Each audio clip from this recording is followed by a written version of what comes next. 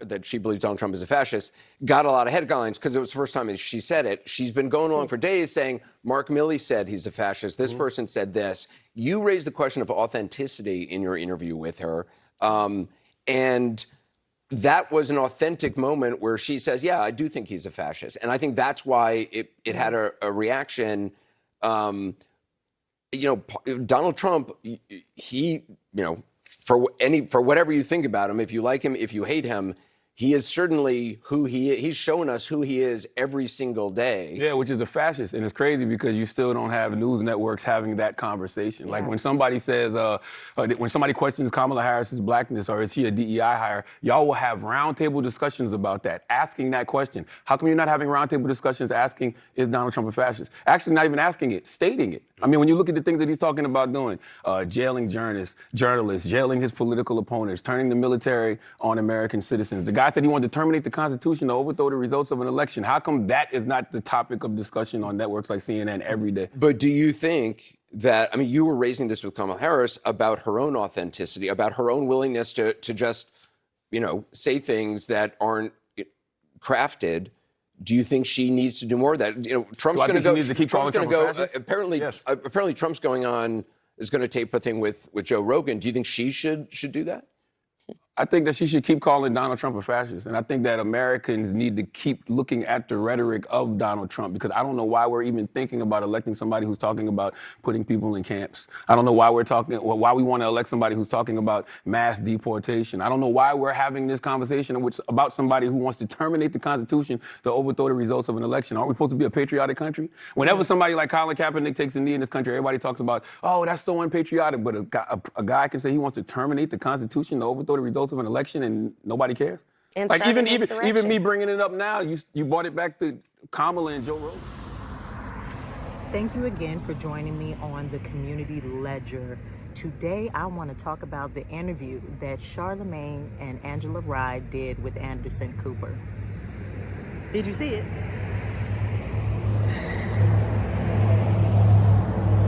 I mean, I don't understand it. Like, what am I missing? What am I missing? Charlamagne is up here talking to Anderson Cooper, and he wants to know, why are we not calling Trump a fascist? Why are you spending so much time asking Kamala questions about her policies when we need to be focused on the fact that Donald Trump is a fascist? Are you serious?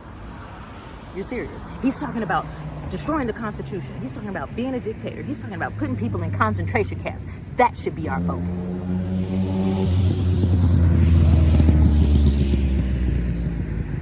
Know why no one is tripping and going crazy about the fact that you want us to believe that Trump is a fascist? Because you guys have been proven to be liars. That's why. We lived through 4 years of Trump. And as you can see, I'm not in a concentration camp. As you can see, he's not a dictator. As you can see, we still have the Constitution, and he left office. That's why. We survived. We lived. We thrived. We actually did better under Trump than we did the Democrats. You know what else you lied about? About the pandemic. You did. You did. It was mass hysteria. Oh my God, oh my God, oh my God, we're all gonna die, we're all gonna die. It's just bodies all over the streets. Oh my God, look out your window, everybody's just all over the place, dead. At the time, CNN made it look like we were enduring the zombie apocalypse, like hide your wife, hide your kids. And I remember watching at the time, and I was watching TV, and I was looking at my window, and I was watching TV, and I was looking at my window, and I was like, something ain't adding up. I keep seeing this death counter going up and up and up and up.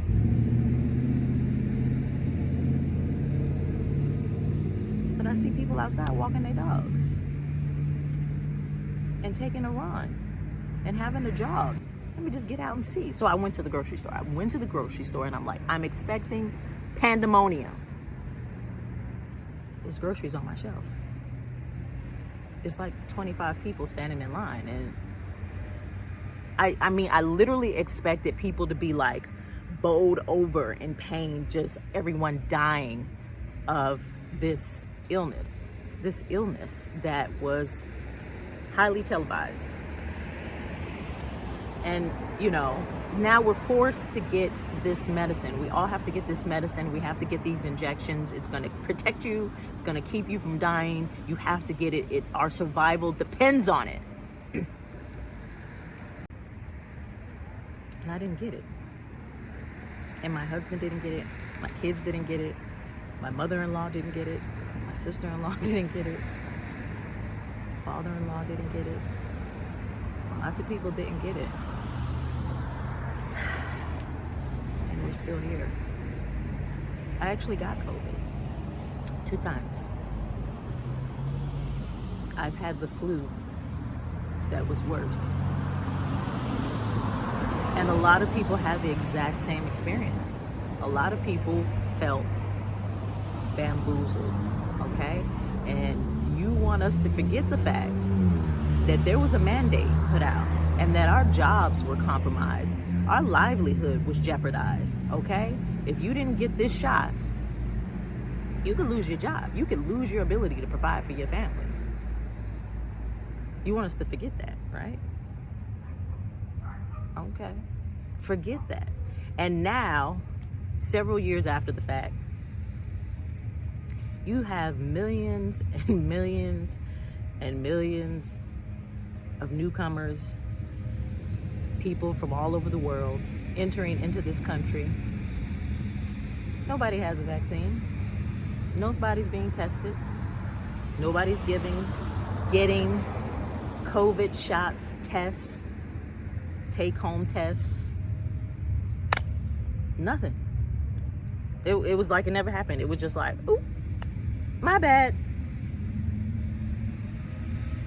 Closed everything down. Mom and pop spots lost their businesses. People lost their jobs. Doctors were escorted out of hospitals. Nurses, police, firefighters, teachers, everybody was negatively affected in some way, shape, or form. Now in 2024, oops, our bad. Fauci is missing in action. We don't know where he is. And so there's election right on the heels of that experience. So you can't be surprised when now you're using fear tactics and fear mongering to push an agenda that Trump is incredibly dangerous. Trump is a danger to democracy. Well, last I checked, Trump was actually elected and Kamala was not. There are millions and millions of American citizens who actually voted for Trump to be their candidate, their representative. He's representing the people who voted to be represented by him. However, Kamala didn't receive a single vote. Not one citizen voted for her in the primary. She was given to us. Here, this is your gift. This is your prize. Biden can no longer run, so we're going to give you Kamala. Here. Isn't she great? And that's our democracy. That is a representation of democracy? Okay, so she didn't win a primary. The vast majority of citizens, only delegates actually voted for her. But Trump is a threat to our democracy.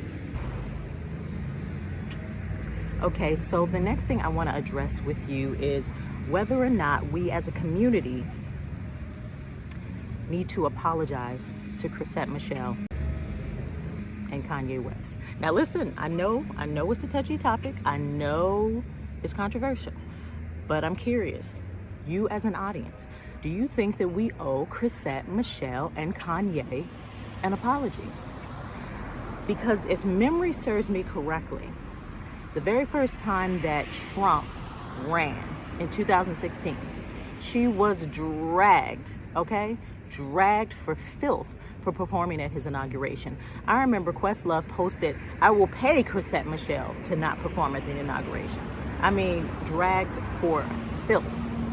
And now here we are, all these years later, moving toward Trump. A lot of us, of course, not everyone, but a lot of people, specifically the Black community, are moving toward Trump. And so was she right? Did she see something that we didn't see at the time? Kanye as well. And I have two clips. I'm going to play the first clip, which is Chrisette Michele and an interview she did at the time in terms of the reasons she was supporting Trump, or at least standing by him and not shunning him like everyone else was. So take a look. Lee, when the news broke, Spike Lee posted on Instagram, "I was thinking about using Chrisette's song Black Girl Magic in my Netflix series She's Gotta Have It, Not Anymore." Then you have Questlove weighing in, of course, the Roots drummer and the Tonight Show band leader, tweeting, "I'd pay Chrisette to not perform." Chrisette Michele is with me now. She just released her latest single, a spoken word track called No Political Genius. It is a direct response to the inauguration uproar. It is such a pleasure to meet you. Thank you for coming by. Thanks for having me. Okay, let's back up. Yeah. Why did you say, yes, I'll perform? I said we have to be seen. Somebody's got to see us. The Democrats aren't even coming. I've got to be one, and I've got to be there. They've got to hear from us. They got to see what we look like, see what we think like, and see what we think. Because I was watching TV saying, I know he ain't talking to me. You didn't get a chance to talk to him. I got a chance to talk to the entire country, and I think he might be watching. You know who else might be watching is Spike Lee. I want you first to just address Spike Lee and Questlove because of what they said in response to you performing. What would you say to them? Spike Lee, you were supposed to mentor me through this moment. I mean, you came before us. You taught us all of the art for change. This is what art for change is. I wore a Basquiat skirt on the stage of the inaugural ball. Were you not paying attention? And Questlove, you know how much I love you, but I would have paid you to perform.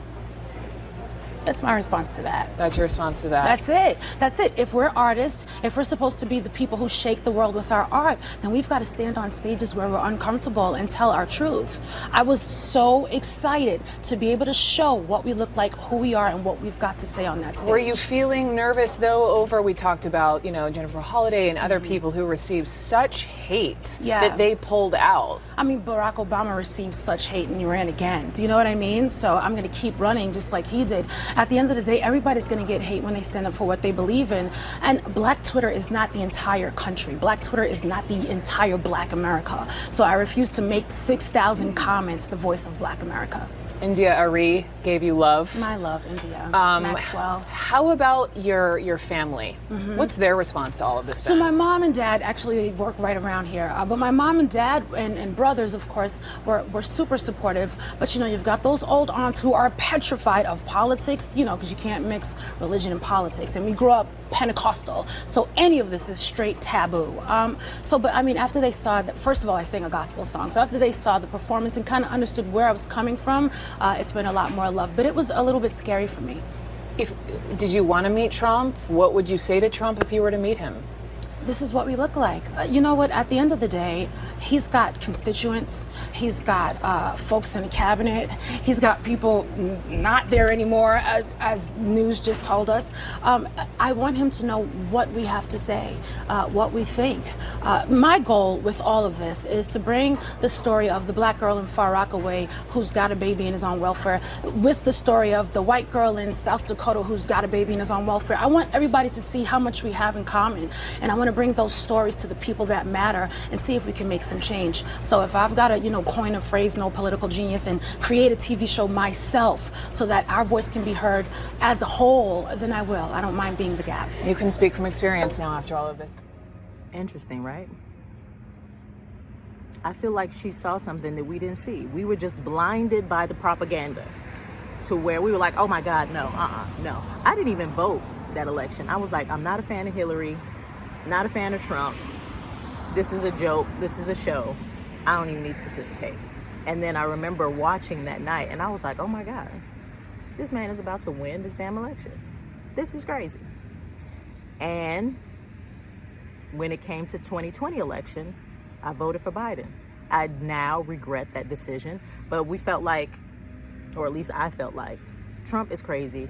Get this man out of office. I just want normalcy back. I just want to be able to just watch television and not have a bunch of craziness and a bunch of chaos. Can we just bring some simplicity back? And I voted for Biden. And I laugh about it now because we thought it could get no worse than Trump. And then Biden said, hold my beer. It got way worse. Like, what the hell? And so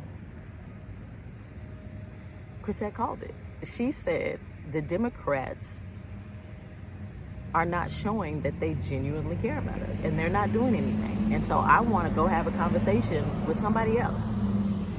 And she was dragged. And then I want to play this clip by Kanye because this is when he actually visited the Oval Office. And again, remember, when he was wearing that red MAGA hat, we were dragging him. Yes, we were.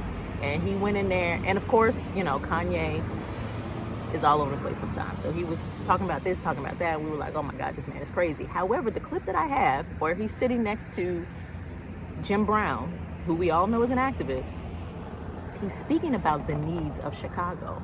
So take a look. Oh, it is good energy in this. The president talking politics with Chicago's Kanye West and former NFL great Jim Brown. The White House billed this meeting as one centered mostly on urban revitalization, African-American unemployment, and crime in Chicago. President Trump saying earlier this week he wants Chicago police to, quote, strongly consider stop and frisk. Kanye striking down that idea, saying it wouldn't help relationships in the city. Here's what he did say Chicago needs. So we're going to need to get a few breaks to be able to have some places in my hometown of Chicago and the 2.7 million to the 9 million surrounding suburbs where we can create some factories. And here's Kanye West's take when it comes to gun violence. As black people, we have to take a responsibility for what we're doing. We kill each other more than police officers. On the 13th Amendment, which outlawed slavery. The poor gentleman that wrote the 13th Amendment didn't look like the people they were amending. And regarding wearing his red Make America Great Again hat. It made me feel like Superman. Interesting, right? He was speaking about Chicago needing safe, clean environments and communities to live in. He was speaking about the needs of Chicago. And now, look at Chicago. Look at Chicago. And just to add insult to injury, during the DNC, because we all know that they held the Democratic National Convention in Chicago, they had a bus giving free abortions and vasectomies for whoever was interested. I'll go ahead and post that now. See? Look at that. Look at this. This is in Chicago. These people have to deal with violence. They have to deal with poverty. They have to deal with, you know, a mayor after mayor after mayor who doesn't do anything they said they were going to do on the campaign trail. The schools are a mess. The education system is a mess. I mean, and now you have an influx, a large influx of Venezuelan gangs who are continuing to up the ante in terms of their violence, closing down schools. It is a mess in Chicago. A mess, okay? And Kanye sat down with Trump during his first term and said, listen, my city needs this. And we dragged him. We dragged him. So again, I just want to ask, do we owe Chrisette Michele and Kanye an apology? What say you? Let me know in the comments. Again, thank you so much for joining me so that I could just sit here and talk my shit with regards to politics. If you have any questions or comments, please make sure that you post it in the comment section so I can read all of the details. Again, thank you so much for watching. Please do remember to like, share, and subscribe. Until next time, this is the Community Legend.